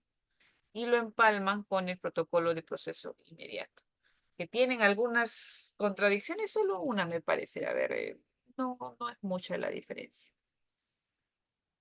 Listo, entonces estamos en proceso por la razón de la función pública. Ese es el proceso inmediato, colegas. Lo tenemos que manejar, saber y sus protocolos de rigor, queridos colegas, de rigor. Ahora vamos al proceso por razón de la función pública. El proceso por razón de la función pública, ¿por qué se crea este proceso? Aquí, ah, aquí debemos hablar un poco del tema constitucional. Los procesos por razón de la función pública, cuando se plantean, buscan proteger la función pública de un ejercicio arbitrario de la investigación. Y esto es porque cuando hablamos de altos funcionarios, hablamos de actuaciones políticas, ¿sí? Por ejemplo, un ministro, un congresista, un presidente ejecutan decisiones políticas. Entonces, para evitar la desestabilización de esta, eh, se pretende establecer un camino de filtros para llegar al proceso penal puro, ¿no? Entonces, le establezco un camino de filtros para poder judicializar el conflicto. No utilizar el proceso penal para persecuciones políticas, sino solo para los delitos. Entonces, por eso te establezco controles. Esa fue la buena intención. Claro que ahora, en algunos casos, es utilizado como un instrumento de impunidad. Pero, como siempre lo digo, el poder tiene la tendencia natural a desbordarse, pero la finalidad teleológica de este proceso era evitar la judicialización del conflicto político, ¿no? Que se instrumentalice el derecho penal para vendidas personales y persecuciones innecesarias. Entonces, denuncias penales como mecanismo de presión, paralización del ejercicio de funciones constitucionales. Y proteger la función, no a la persona, ojo, introducir un filtro político jurídico previo, y vamos a ver por qué, y garantizar la estabilidad institucional sin impunidad. Es decir, el hecho de que seas un alto funcionario público no puede significar impunidad. No recuerden que los congresistas son los únicos que tienen inmunidad, pero esa también se puede levantar. Y en el caso de la comisión de delitos en función, tienen este procedimiento previo que tienen que hacer Fiscalía de la Nación, luego el Congreso de la República y recién pasa a un procesamiento penal. Entonces, constitucionalmente se trató de estabilizar y no dotar de poder al proceso penal para desestabilizar el poder político, ¿sí? Eh, pero sin duda esto ya está más que distorsionado. lo que el doctor Montero Aroca decía, tutelas judiciales privilegiadas, decía, ¿no? Entonces, ¿cuál es la naturaleza jurídica de este proceso? Primero, se rige bajo las reglas del proceso común, como todos los procesos especiales, pero está enfocada a condiciones especiales por la función, ¿no? En el alto funcionario resulta claro por la magnitud de decisiones que toman, que sus decisiones no los lleve a persecuciones políticas, y es un proceso penal constitucionalmente condicionado. Porque ¿dónde está? En el artículo 99 de la Constitución. ¿Qué nos dice el artículo 99 de la Constitución? Nos habla del juicio previo, ¿no? De que solo podrán ser investigados por el fiscal de la Nación y de establecer el catálogo de ministros, congresistas, presidentes, fiscales supremos, jueces supremos que no pueden ser procesados directamente, ¿no? No es que te abro mi preliminar, te formalizo y ya hasta te hago proceso inmediato. Eso no va a pasar aquí. Procesos inmediatos de aquí no van a pasar. Ya, por ejemplo. Entonces tenemos que identificar a los sujetos. ¿Dónde están estos sujetos? En el artículo 99 de la Constitución. El hecho, y es que el hecho debe ser un delito cometido en el ejercicio de su función. Porque ¿qué protegemos? Decisiones, que las decisiones políticas no los persiguen. Entonces, ¿qué tiene que estar? En el ejercicio de sus funciones, ¿no? Incluso para los fiscales y jueces supremos también tiene que ser en ese ámbito estricto. ¿Cuánto tiempo dura? Eso no es para siempre, colega. Solo tiene 5 años después del cese. Cesaste, esta prerrogativa de no persecución inmediata te da 5 años de tranquilidad. Digamos, para si es que hay alguna animadversión en contra tuya, tenemos 5 años para apagar el fuego y después de esos 5 años ya te voy a poder procesar como cualquier otra persona. Entonces tenemos aquí una suma. Tiene que estar el sujeto regulado en el artículo 99. Debe ser un hecho cometido en el ejercicio de sus funciones y finalmente hay un tiempo que debes estar dentro de los 5 años después del cese. Si no, si estás fuera de los 5 años, agarras y te vas al proceso común. Entonces, ¿quiénes son estos altos funcionarios del artículo 99? ¿No? Acá lo puse a toda máquina en su momento. Presidente de la República, congresistas, ministros de Estado, magistrados del Tribunal Constitucional, jueces supremos, fiscales supremos, defensor del pueblo y el Contralor General. Todos ellos están protegidos por este proceso previo antes de iniciar un proceso penal como una formalización de investigación preparatoria. ¿Dónde está regulado? En el artículo 450.1. Es un candado de procedibilidad. ¿Qué te dice? Para empezar, hay una investigación preliminar que solo la puede llevar el fiscal de la nación. Solo el fiscal de la nación puede procesar a estos altos funcionarios. El resultado de su investigación preliminar va a ir a una denuncia constitucional. ¿Y la denuncia constitucional dónde es? ¿Ante el juez? No, señores, es ante el Congreso. Esta denuncia constitucional va a pasar por un procedimiento parlamentario. Y después del procedimiento parlamentario va a haber una resolución acusatoria penal del Congreso. ¿Qué quiere decir? El Congreso, después de haber pasado todas sus comisiones y el debate del Pleno, va a decidir si debe ser o no procesado por este delito. ¿No? Entonces, sin resolución acusatoria no hay incoación válida. El Congreso debe autorizar tu procesamiento. Se esperaba que el Congreso haga no un control penal, y aquí esta es una de los temas de investigación que vengo desarrollando. El Congreso no es un órgano de derecho, es un órgano de control político. Y lo único que debería verificar en el procedimiento parlamentario es si el hecho tiene o no una connotación de persecución política. No podría, no debería pronunciarse si la conducta es típica o no es típica, si hay suficientes elementos de convicción o no hay suficientes elementos de convicción. Nada de eso, a mi juicio, le corresponde, pero colegas, como estamos en el Perú en donde lo que debe ser no siempre es lo que sucede, en este caso ustedes van a ver que muchos casos que han llegado a denuncias constitucionales por la comisión de delitos evidentes de altos funcionarios, en el procedimiento parlamentario se vienen dilatando o archivando y no autorizan el ejercicio de la acción penal. Entonces, convirtiendo y trastocando este proceso especial en un proceso de impunidad, señalando que no hay delito o que no hay suficientes elementos de convicción, cuando su valoración es estrictamente bajo el matiz de su creación, determinar si hay o no una persecución política en esta imputación. Lo demás le corresponde a los jueces y fiscales en el proceso penal. Pero bueno, espero que algún día regresemos a los tiempos de decencia en el cual los procedimientos parlamentarios no sean utilizados como armas de impunidad para gente vinculada a su, digamos, a su partida política. Entonces, ¿quiénes pueden activar este juicio, no esta denuncia? Primero, el fiscal de la Nación con denuncia constitucional, ¿sí? Y los congresistas. Los congresistas pueden hacer la denuncia constitucional. ¿Quién más? Los agraviados por el delito. Puede ser, puede ser. Acá es importante. La denuncia constitucional es diferente de una acusación penal.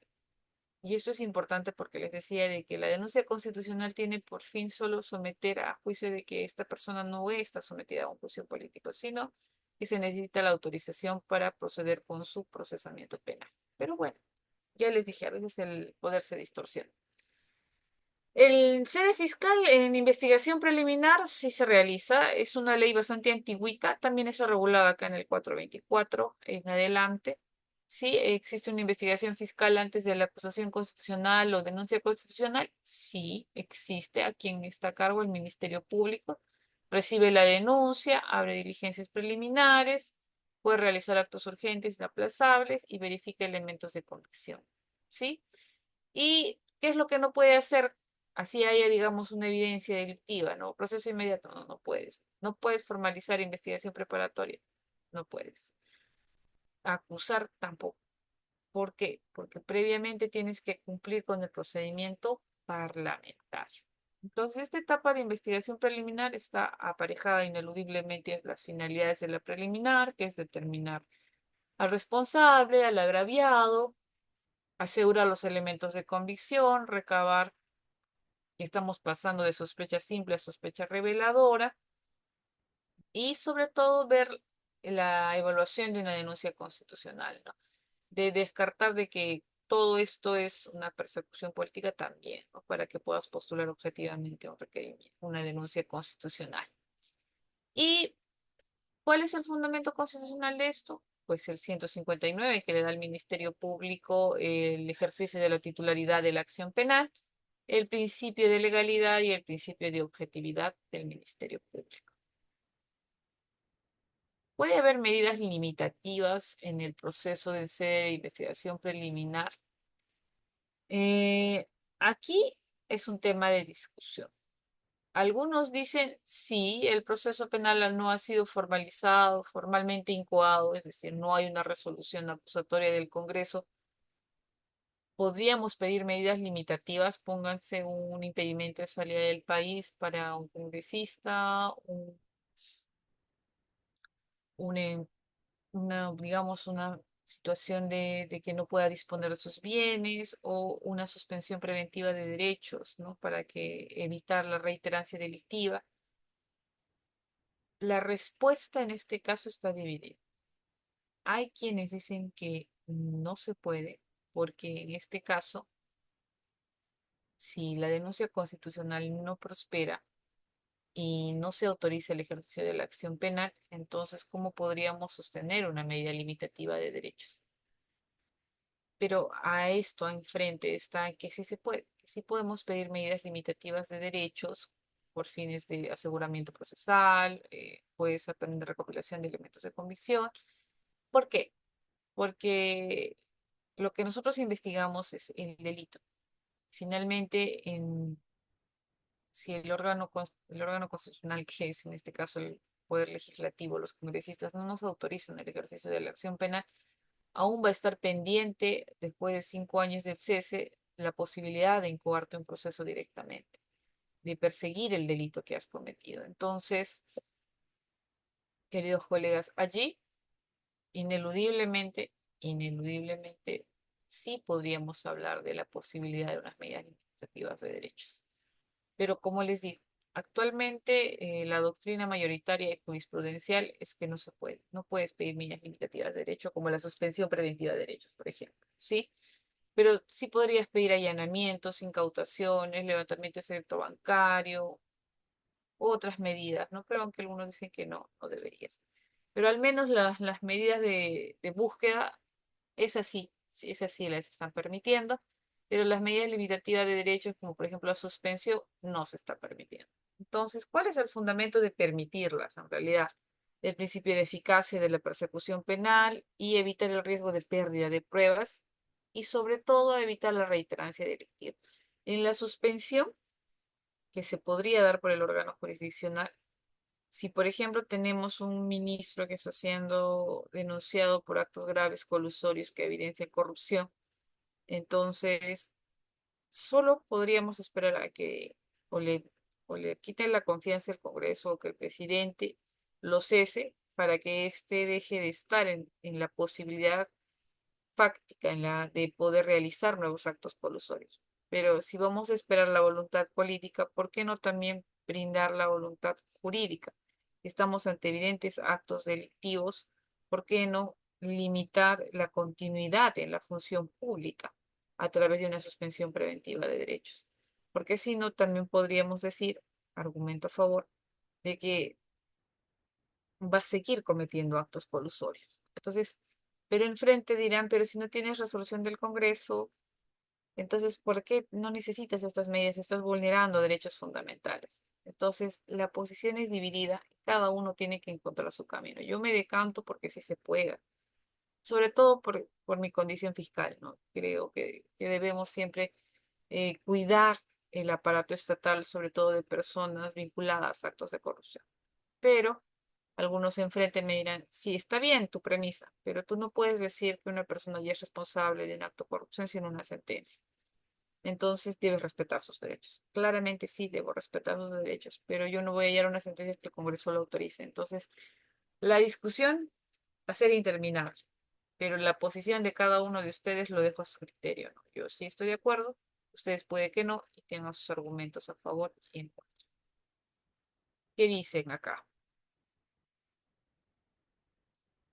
Listo. La asistencia, ya ve. Yo pensando que me habían preguntado. Ya ve. Entonces, ¿cuál es la naturaleza? ¿No? Aquí es un control político o control jurídico, este antejuicio. En sede fiscal, en investigación preliminar es determinar si realmente estamos ante un acto delictivo. Pero ¿cuál es el control que hace el Congreso en este procedimiento parlamentario? ¿Un control político o un control jurídico? Yo creo que hace un control político. No, no es un juicio penal, no es un tema jurídico puro. No, no lo es, porque ellos no pueden calificar, no tienen, diría yo, la potestad incluso constitucional de decidir qué es delito, qué no. Solo pueden decidir si se le procesa o no a una persona por estos hechos como connotación delictiva. Y esto es solo controlar que no sea derivada de una circunstancia política. Hasta ahí llega este poder habilitante, pero como les dije, el Congreso actualmente usa esta facultad habilitante del procedimiento constitucional para el blindaje de personajes vinculados a su poder o que puedan garantizar, pues, ¿no? Algún tipo de circunstancia de su interés. No, no he visto, no he visto hasta ahora que haya un respeto absoluto de este control que le han dado al Congreso, ¿no? Entonces, si nos preguntáramos si el congresista se subroga al juez o al fiscal, tendríamos que decir que no investiga penalmente, no declaras culpabilidad, no impone sanciones, solo autorizas que si realmente puedo procesar o no. Es una admisibilidad constitucional, ¿no? De que no haya una persecución política, pero el juicio penal no te corresponde. Pero ustedes van a ver resoluciones del Congreso que no autorizan el ejercicio de la acción penal porque dicen que la conducta no es delictiva. Yo creo que eso es algo que invade las atribuciones de otras instancias del sistema de justicia. ¿Y esto por qué? Y esto se refuerza con esta pregunta. ¿El archivo de una denuncia constitucional declara la inocencia? O sea, realmente si se archiva un caso, o sea, no se autoriza el ejercicio de la acción penal en ese Congreso, ya podemos decir que la persona es inocente y la respuesta es no, no, porque no hacen una calificación de derecho, de penal. Ellos simplemente no autorizan el ejercicio de la acción penal. Correcto, yo esperaré los 5 años para poder procesarlo, si es que se acuerda también después de 5 años la Fiscalía de la Nación de poder procesar a esta persona y la procesa con las reglas del proceso común, ¿ah? Es decir, una fiscalía podría llevar con tranquilidad el caso. Entonces, el archivo de la denuncia constitucional no declara inocencia. Eso lo debemos tener claro, ¿no? Porque no tiene naturaleza jurisdiccional, no produce cosa juzgada penal, no equivale a una absolución y más bien tampoco impide que haya una nueva denuncia si existen nuevos elementos. No impide. Entonces, solo es una decisión política de no habilitar el proceso penal y no prejuzga tipicidad, antijuridad ni responsabilidad penal, ¿sí? Eso debemos tenerlo claro porque dicen, no, pero me han denunciado y el Congreso no ha autorizado. Ya, pues, pero esa es una decisión política. Aún falta la decisión jurídica, ¿no? El sometimiento a un proceso penal. Entonces, esto debe quedar claro. El antejuicio político no reemplaza al juez ni al fiscal, quienes son los que tienen los roles de uno de persecución y otro de juzgamiento. Tampoco absuelve ni condena. Solo abre o cierra la puerta constitucional para que el poder punitivo del Estado pueda activarse. ¿Cuál es la cadena de activación? ¿Sí? Corte Congreso autoriza, listo. La Fiscalía de la Nación tiene que formalizar. La Corte Suprema toma conocimiento de la formalización y lo deriva en un fiscal supremo para que haga la investigación preparatoria. Regla importante, colegas. Y este es otro límite también que a veces me dolía la cabeza cuando lo veía. Y es que a veces el Congreso sí te autoriza el ejercicio de la acción penal, pero te mutila ellos. O sea, no, no te los manda completos. Si tú dijiste, esta persona yo la quiero procesar por A, B, C y D, y el Congreso dice, ¿sabes qué? Yo solo te autorizo por B y D. B y D solos no tenían sentido sin A y C, pero así nos autorizaba. Entonces, era complicado. ¿Por qué? Porque la regla en este proceso especial contra altos funcionarios es que tal cual lo ha aprobado el Congreso, tal cual lo debes procesar en los términos fácticos estrictos. Pero esto no quiere decir, queridos colegas, que no se pueda recalificar jurídicamente. Por ejemplo, ¿no? Pasó y está ahí las audiencias de los casos de cuellos blancos, en el cual la fiscalía ha tentado de que le han autorizado solo por patrocinios ilegales, pero la fiscalía advertía cohechos. Entonces, y ante control jurisdiccional pidió recalificación de los hechos. Y eso sí se puede. Pero yo podía pedir al juez que me amplíe los hechos, no podía, porque eso solo le toca al Congreso. ¿Sí? Entonces, los hechos son establecidos por el Congreso, la tipificación también nos la establece, pero esta se puede reconducir, recalificar con autorización jurisdiccional. Entonces, ¿cuál es el problema aquí? Que hay una limitación, ¿no? Puede haber una interferencia política en la persecución penal. Eso no cabe a lugar a dudas, porque como le decía, de los casos están ahí hablando en la jurisprudencia, no es un invento mío, elucubraciones mías. Eh, el Congreso, cuando te mutila hechos y solo te autoriza tipos penales de bagatela, está interfiriendo políticamente, porque no le correspondía la calificación jurídica. Por ejemplo, la denuncia constitucional fue por cohecho y tú me devuelves por patrocinio, que es un tipo penal de bagatela.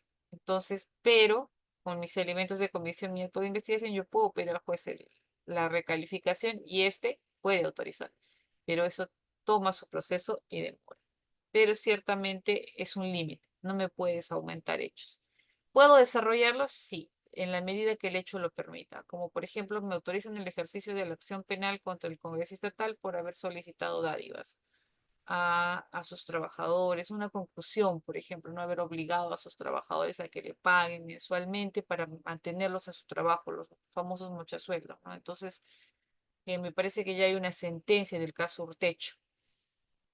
Entonces, en este caso, por ejemplo, puede ser que me lo hayan autorizado por otro tipo de delito y yo hago una recalificación y diga, no, esto es confusión, ¿no? Entonces, en esos casos puedo, pero no voy a poder, por ejemplo, decir, no, no solo era a los trabajadores del Congreso, también era a los del Ministerio de Transportes y a los Ministerios de Comunicaciones. También a ellos les pedía dinero.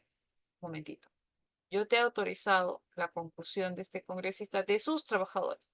tú no me puedes ampliar a otras conclusiones de otras entidades. ¿Por qué? Porque yo, Congreso, te delimite los hechos. A eso me refiero la delimitación de hechos. Y si puede cuestionarse la tipicidad y hay un momento de control procesal, pues ineludiblemente. Hay nuevos hechos versus nueva tipificación. Sí que hay nuevos hechos de tu investigación, hay nuevos hechos que tienes que hacer. Una nueva denuncia constitucional. Tienes que pedir al fiscal de la Nación, si estás investigando tú como Fiscalía Suprema, tienes que pedirle al fiscal de la Nación que haga una nueva denuncia constitucional para poder investigar esos hechos. Pero son conexos a mis hechos y en esos hechos yo no puedo continuar investigando. Lo siento. Tienes que volver a pedir autorización al Congreso porque solo puedes investigar los hechos autorizados. Pero ¿qué pasa si la calificación la quiero cambiar? Sí se puede, porque es decisión judicial. ¿Hay impugnaciones? Sí, hay impugnaciones, pero de la autorización del ejercicio de la acción penal, ¿puedo impugnar la resolución del Congreso? No, esa no. Lo que puedo impugnar son las decisiones jurisdiccionales, ¿no? Rechazo al cambio de gratificación, etcétera. ¿Sí?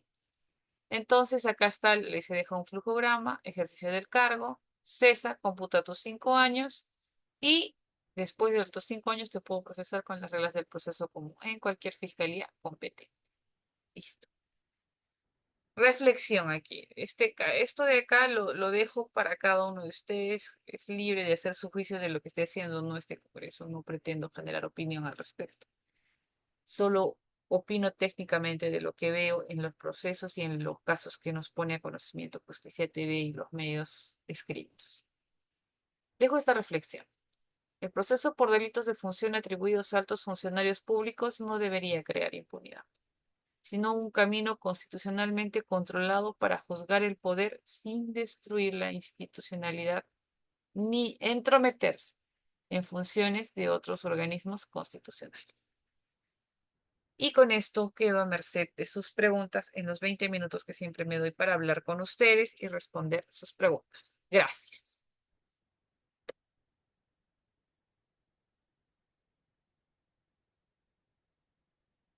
A ver, Guillermo, te damos la palabra, Guillermo.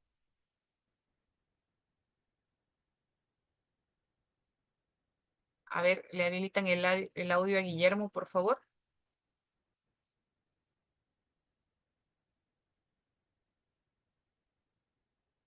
¿Qué pasó? A ver, Guillermo, ¿nos escuchas, Guillermo? Te damos la palabra, has levantado la mano.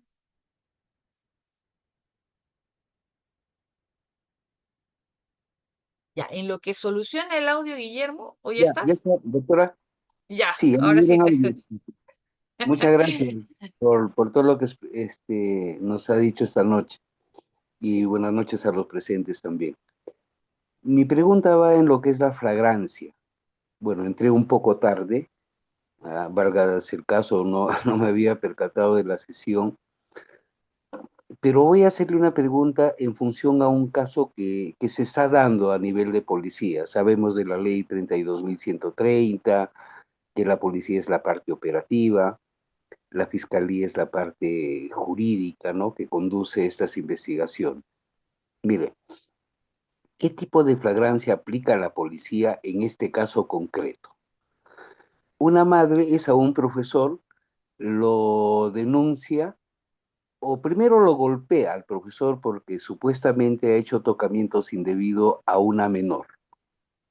Ella ofuscada, obviamente como cualquier madre, ante esa noticia la golpea al profesor y lo insulta y listo. Este profesor va a la comisaría a denunciarlo por agresiones. Llega a la comisaría y minutos después también llega la madre a la misma comisaría a denunciarlo por estos supuestos actos contra el pudor contra su menor hija. Entonces, el ciudadano golpeado que va por agresiones, viene la madre detrás y lo denuncia por estas cuestiones sexuales, ¿no? Y resulta que el profesor no da la declaración y lo detienen por flagrancia. Y acaba mi pregunta. va mi pregunta. Doctora, ¿se entiende que la flagrancia directa es cuando yo te veo, como dice, con las manos en la masa y te detengo, yo lo vi, yo lo observé y ahí te capturo? Flagrancia directa. Ahora, la cuasi flagrancia, ¿cuál sería? Dentro de las 24 horas, ¿es cierto? Pero la norma dice cuando es perseguido. Él no fue perseguido, él fue a hacer otra denuncia.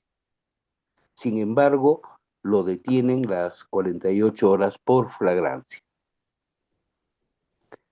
Cuando estaba a 2 horas de salir de estas 48 horas, el fiscal solicita al juez de investigación preparatoria eh, 7 días más por flagrancia, no por ese estado de flagrancia que está en el Código Procesal Penal, Sí, ahora se 261. permite. Sí, ahora Ya, se permite la ampliación. y le dan los 7 días, a 2 horas de salir. Esa es la pregunta. Si él no fue perseguido, él fue por otro motivo. Muchos dicen, no, se está victimizando, pueden decir, ¿no? Para salirse de este problema. Porque si yo cometo ese delito, yo huyo. Si he sido visto, trato de huir, pero nunca ir a meterse, como dice, a la cueva de los leones, ir a la policía y ahí lo captura. ¿Es correcto esta flagrancia, doctora? ¿Se Guillermo, aplicó quiero correctamente? preguntarte algo. Sí, Quiero sí, doctor. preguntarte algo. ¿Cuándo fueron los tocamientos? ¿El Lo día que- mismo de la agresión? ¿Un día antes? ¿Cuándo el fueron día, los el tocamientos? día mismo de la denuncia es el día mismo. O sea, Y me acuerdo la fecha, sí, 25 de septiembre del 2025. o sea, 25 de septiembre fueron los tocamientos, fue la agresión y fue la denuncia y la detención. ¿Sí? En el mismo día, sí. Ya, Es a el ver. mismo día. ¿Hay flagrancia ahí, doctora, si no fue Sí, sí, perseguido? sí. A ver, tenemos tres tipos de flagrancia. La flagrancia estricta, que es con las manos en la masa. Ujú. ¿Sí? La cuasiflagrancia, que es la que es perseguido y no lo has perdido de vista. Ya no estamos en los momentos en las manos en la masa, sino en los actos posteriores, pero no te he perdido de vista y te he perseguido. Y Dentro de la las flag... 24 horas. No, no, no. Momentos inmediatos posteriores, no te he perdido de vista. Y la flagrancia presunta, inciso 4, Guillermo, Ya. que dentro de las 24 horas de cometido el hecho, te encuentro con evidencias o hay indicación de la víctima de que tú has cometido este acto delictivo. Bueno, en este caso sería la sindicación. Exacto. Es el inciso 4 de la flagrancia en el que están aplicando en vuestro caso. Porque tú me has dicho, los tocamientos han sido el mismo día. La niña habrá hablado con su mamá inmediatamente lo agrede al profesor y lo denuncia. Si todo fue dentro de las 24 horas, estamos en el inciso 4, querido Guillermo. Ya, doctora. Todo claro y le agradezco la respuesta. Muchas gracias. Listo. Un placer, Mm, Guillermo. Un placer. Vamos con Dios te Connie bendiga. Patricia. ¿Qué pasó? Sí, doctora, ¿me Ahí está. escucha? Claro Sí, que sí, Connie. buenas Buenas noches, noches. doctor. Sí, en un casito de flagrancia, igualmente por lesiones, no sé si graves, leves, ya ni me acuerdo porque ya ha pasado tiempo, lo interceptaron al joven, lo tuvieron detenido un día hasta que se dio una primera audiencia. Y a mí a última hora me avisaron todos, ingresamos a la audiencia, se dio y programaron una siguiente, pues, ¿no? Y nunca se ha dado esa siguiente, creo que ya ha pasado un año y medio, doctora, se han Uy, eso. olvidado. Nunca entraron a la siguiente audiencia, o sea, para suerte nuestra, ¿no? Ahora nosotros estamos calladitos, pues como imputados, calladitos hasta que se olviden 3 años, no sé, Que prescriba se el prescribe. delito. Sí, pues el delito, la pena, ¿no? Porque nada, se olvidaron, doctor, es un caso de la Ay, selva de allá, de es un caso Cayali. anecdótico, entonces, Connie. Así es, porque se olvidaron, solo hubo una audiencia nada más de incoación de proceso inmediato, en flagrancia, ¿no? Le ¿Y había metido, fue fundada la incubación?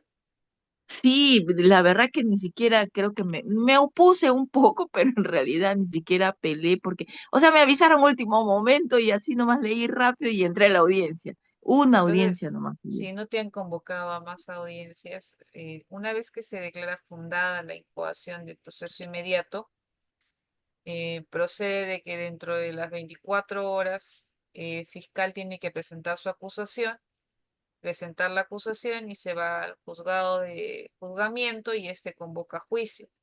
Si no te han Ujú. convocado a juicio, entonces puede ser uno que el fiscal no haya cumplido con presentar su requerimiento acusatorio, no haya cumplido. Y por eso no se ha convocado a la siguiente audiencia, que sería la de juicio propiamente, con control de acusación. O Sí dos, hay, que doctora. Sí, sí hay una si hay acusación. acusación, por eso iba a haber Entonces, una segunda audiencia. si hay una No se dio, se acusación, olvidaron, hubo programado, sí, claro, no se presentaron, no hubo esa audiencia. Entonces yo pensaba ya me notificarán para reprogramar. Sí hubo una segunda audiencia, pero no se y dio, o nada, sea, no entraron, uy, qué no, hasta pena, el día de hoy. Yo estoy bien ya está encarpetado. personada, Está encarpetado sí, entonces. Si es, ya es y responsabilidad del juez de juzgamiento, ya ahí, exacto, sin exacto. duda. Entonces, estamos esperando además los Que años se que pasen prescriba. para pedir, prescriba, exacto. Con la ley Soto, no Mm. se olviden. Ya un Sí, año nomás pues, se suspende. así Gracias es. por tu caso, Connie. Gracias a Gracias, usted, gracias. doctor. Hasta luego. Gracias.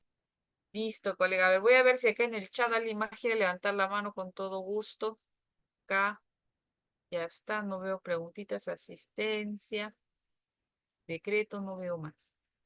Listo, queridos colegas. Para mí, un placer.